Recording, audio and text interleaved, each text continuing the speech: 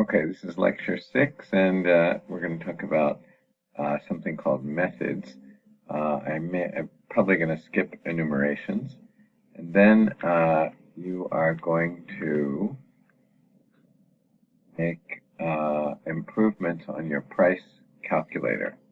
So here's your price calculator, and you're going to make some improvements on that. So we're going to discuss what are called methods, Visual Basic methods, which are like little programs that exist within our main program. And we'll discuss two types of methods, subroutines, and we've used this word a little bit before.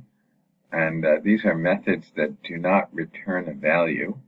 So that's not so clear what that means right now, but we'll discuss it. And also we will discuss and other examples of those are event handlers, which you've seen, when the code under the buttons, and custom subroutines, which are defined by us. And then functions, and these are methods that return a value. So we have subroutines and functions. Now, let me just say, for those of you who study outside of this course, you may find slightly different meanings for the word method in different contexts other than visualbasic.net. But for our purposes, this is what we mean by methods, or I'm going to explain what we mean by methods for our purpose. So anyway, functions are methods also.